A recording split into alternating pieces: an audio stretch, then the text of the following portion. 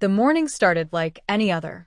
Just black coffee, my laptop screen flickering with overdue invoices, and the throb of another sleepless night behind my eyes. I wasn't in the mood for much, especially not for my younger sister Tessa barging into my apartment like she always did, uninvited, unannounced, like the place was hers. Before we begin, drop a comment and tell us what would you do in this situation? Be honest, tell me in the comments below. We read every comment. Let's begin. Linnea, my phone's dead. Let me borrow your charger, she whined, dumping her Louis Vuitton tote on my couch and letting her iPad fall on the table with a careless clack. I gave a tired smile and slid my charger toward her. I'm working. Yeah, your little invoice life. You're such a saint, she muttered, sarcastically, plugging in her phone while already unlocking her iPad. But she didn't lock it back when she stepped out to take a call. That's when everything started unraveling. I didn't mean to look. I swear I didn't. But the screen was glowing, and my name, Lena, was bold in a notification banner.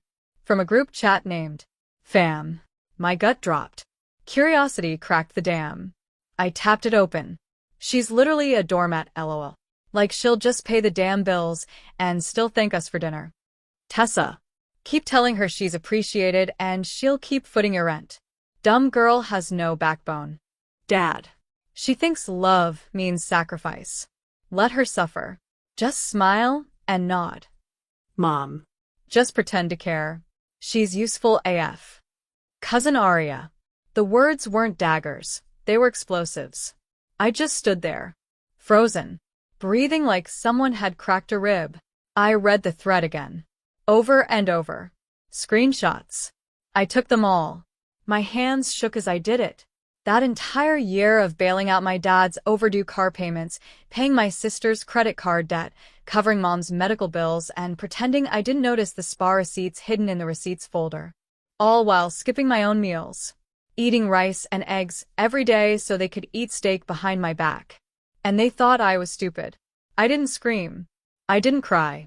I just sat down, stared at the glowing screen, and decided something with a calmness that startled even me. Let them keep thinking I'm the doormat. Just one more day. One more. And tomorrow? They'd choke on the silence. That night, I made dinner like usual. Meatloaf and garlic mashed potatoes, Tessa's favorite. She ate with her legs propped up on my couch like she owned it. You're too good to us, Lena, Mom said on the family FaceTime. She even faked a tear. Yeah, Dad added, munching.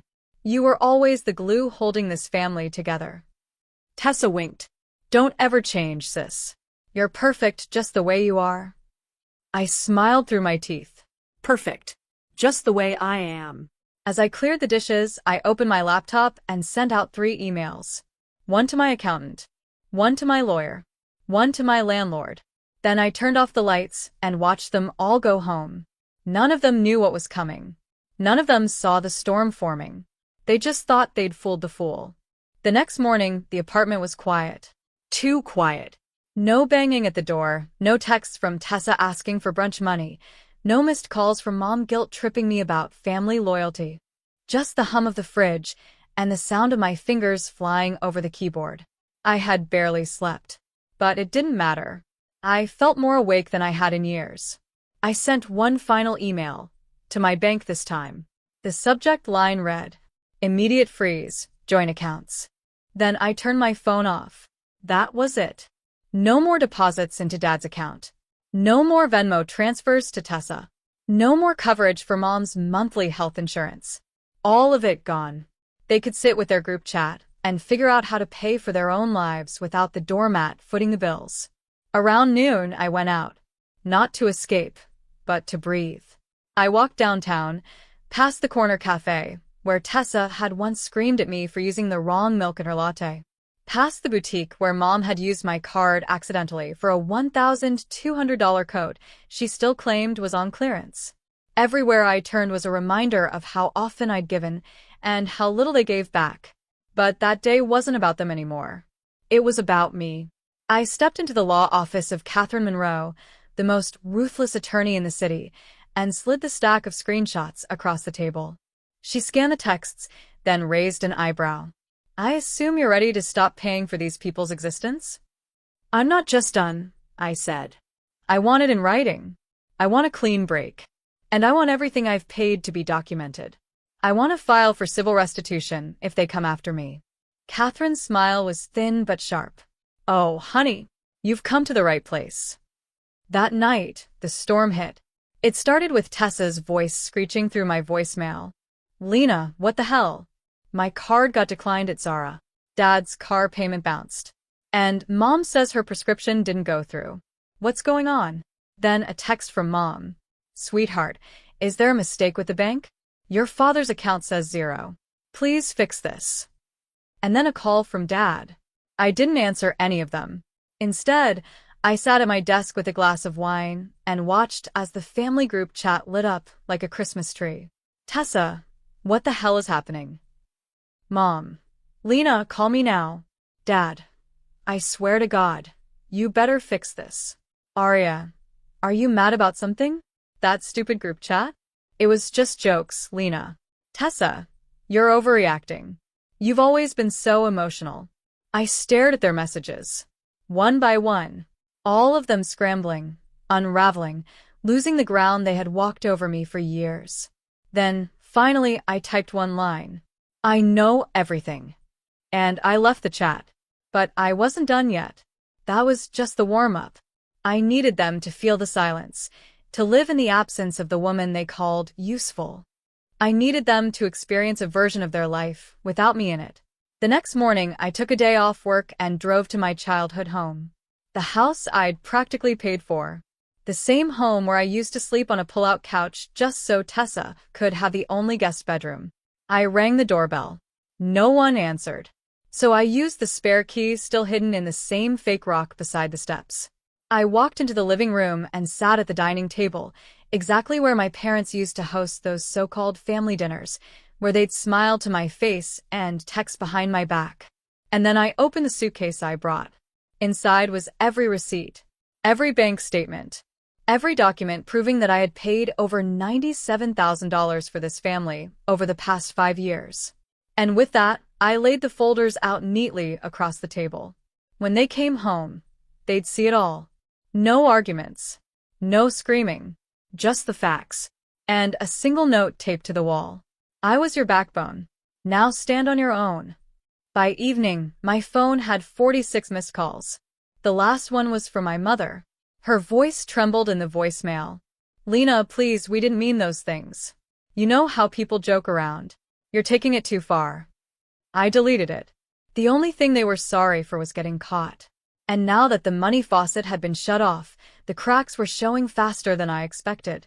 The next morning, I got a knock on my apartment door. Not a text. Not a call. A knock. Tessa stood there, her makeup smeared, hair in a messy bun that usually cost $300 at a blowout bar. I just want to talk, she said, folding her arms. Can I come in? No. She blinked like she hadn't even considered rejection. I said I just want to talk, she repeated, her voice more defensive now. Look, I know you saw the chat. But you took it the wrong way. We were just joking. I leaned on the doorframe. That joke cost me my savings. Oh, come on. You're acting like we're monsters. We love you. No, I said, calm and ice-cold. You loved what I did for you. She scoffed. Fine. Be dramatic. You always were. But you'll come around. You always do. That's when I smiled. Not this time. I shut the door. Later that day, I sat across from Catherine Monroe again. She had the civil complaint packet ready. This outlines every documented instance where you were financially exploited under false pretenses by family members who intentionally misrepresented their intentions, she said. We can send it formally, or just let them see it. I want them to see it, I replied. I want them to know exactly how much they took from me, and that I'm done. She nodded. I'll deliver it by courier tomorrow. But Lena, if you want to stop here, just walk away, you can. I didn't hesitate. I don't, because it wasn't just about revenge. It was about taking back control. For the first time in my adult life, I wasn't bending over backward to keep the peace. and the silence felt good. But silence doesn't last in families like mine. 2 nights later, my cousin Arya tried to ambush me at the grocery store. I was standing in line, cart filled with essentials. Nothing fancy, just real food for once. Not the processed noodles I'd lived on for years. Lena, wait. Arya jogged up, her voice a little too chipper for someone who'd called me a useful idiot a week ago. She reached into her designer bag and handed me a gift bag. I wanted to say sorry. That chat, it wasn't right. I get it. And I feel awful. I opened the bag. Inside was a half-used scented candle and a Starbucks gift card. $10. Seriously? She blinked. What? I thought it was nice. Do you think $10 covers 5 years of emotional and financial manipulation? Her face stiffened. You don't have to be bitter, Lena. Bitter? I asked, my voice rising just enough for the man behind me to glance over. No, Arya. Bitter was me, working overtime, so you could go on girls' trips. Bitter was watching you wear $1,000 outfits I unknowingly paid for. This. I held up the candle. This is pathetic. I left the bag on the counter and walked away. That's when it started. The rumors. The family turned on me like a pack of wolves. Suddenly, I wasn't the selfless sister or loyal daughter. I was the cold-hearted monster who abandoned them in hard times. But I didn't back down. I sent the packet of documents to every one of them. Dad. Mom. Tessa. Arya. All of them. And with it, a final message. From now on, I pay for no one but myself. That same night, I finally booked something I dreamed of for years. A solo weekend trip to Vermont. A quiet cabin. No Wi-Fi. Just me and the sound of no one needing anything from me. When I arrived, I sat by the fireplace, sipped coffee that wasn't reheated 6 times, and watched the snow fall. No screaming. No chaos. Just peace. But my peace wouldn't last long. Because while I was gone, someone broke into my apartment. And when I came back, nothing was stolen. But everything was moved. And on my kitchen counter, in neat handwriting, was a note that made my blood run cold. You think you're free of us? You're not. I stood in the doorway of my apartment, my suitcase still in hand, heart hammering as I stared at the note on the counter. You think you're free of us? You're not. No signature. No fingerprints. No forced entry. Just that sentence, scrawled in cheap black ink on a torn grocery receipt from the corner store down the block. I scanned the apartment. Everything was almost untouched. The couch cushions were fluffed wrong. My favorite mug was turned slightly on the shelf. A framed photo of me at my college graduation, the only one where Dad actually showed up, was turned face down. Subtle violations. Intimate ones. The kind you'd only notice if you lived here. It wasn't a robbery. It was a message. I called the building superintendent, asked for the security footage. He said the cameras had gone offline due to maintenance 2 days ago. How convenient. I filed a police report. They shrugged. No signs of forced entry, no theft, just a domestic dispute scare. They didn't take me seriously. But I took myself seriously. The next morning, I changed every lock. I installed cameras. Bolted every window. Upgraded the security system. And I called Catherine. I need a restraining order. On all of them. She exhaled through the phone. Even your parents? Especially them. There was a long pause before she said, I'll get started. But I wasn't going to live in fear. Fear was their game. Control was their currency. So, I did the one thing I knew they didn't expect. I went public. I wrote a long-form piece for a blog called Real Women Rise, anonymously at first. A raw, no-holds-barred account titled, The Doormat Diaries, How My Family Used Me, and How I Finally Said No. It detailed everything. The group chat. The financial abuse. The years of manipulation disguised as love. The emotional leeching that bled me dry. Within days, it went viral. Comments poured in. I thought I was the only one. You're brave for telling the truth. Thank you. This is my story too. Word for word. Women from all over the country shared similar tales. Sisters who paid their brothers' rent for years and got nothing but gaslighting in return. Daughters who cared for sick parents while being called lazy. Women who were emotionally blackmailed into giving until they had nothing left. And my story became a rallying cry. That's when the family panicked. Tessa called from a block number. She left a voicemail dripping in false sweetness. Lena, you aired our dirty laundry to strangers? You've humiliated us. Do you feel proud? Then Dad sent a text. You just made yourself look weak.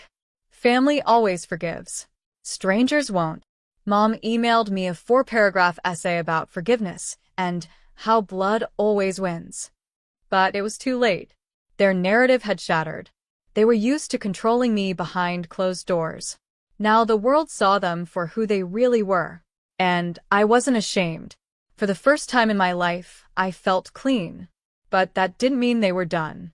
A week later, I received a letter. Official stationery. My father's name in bold at the bottom. You owe us, it read. A breakdown of what they claimed I had borrowed over the years: furniture, food, shared utilities from when I lived at home in college. The total? $31,042.88.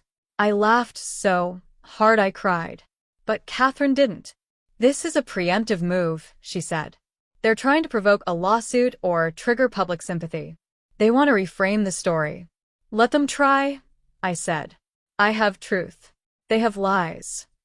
But they weren't playing alone anymore. The blog had gotten the attention of a podcast producer in New York. He called me after reading my story. Lena, have you considered telling this on air? I hesitated. This story, it's already helped people, he said. But your voice? Hearing it, your courage, your pain, your rage, it could go even further. So I agreed. I recorded the episode under my real name. For the first time, I said it all aloud. Every betrayal, every dollar, every emotional wound I'd patched up with silence. The episode aired on a Thursday. By Saturday, it had 2 million downloads. People weren't just listening. They were responding, sending letters, donations, messages of solidarity, even lawyers offering pro bono support. And suddenly, I wasn't the girl crying in the shadows anymore. I was the storm.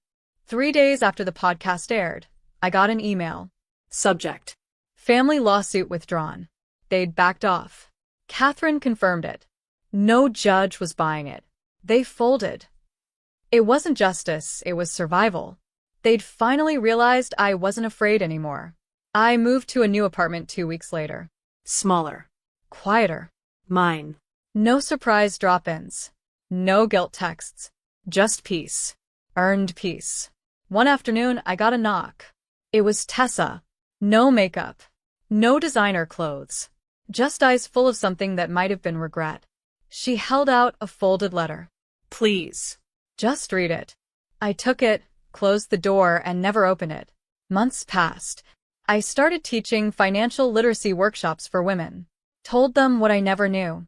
Saying no doesn't make you unloving. It makes you free. Then one day, I walked past a cafe window and froze. Inside, my parents were sitting with Tessa. They looked tired, older, broken in the way people look when they lose their leverage. I watched them laugh. For a second, I felt the old ache. But I kept walking. They had each other. And I finally had myself.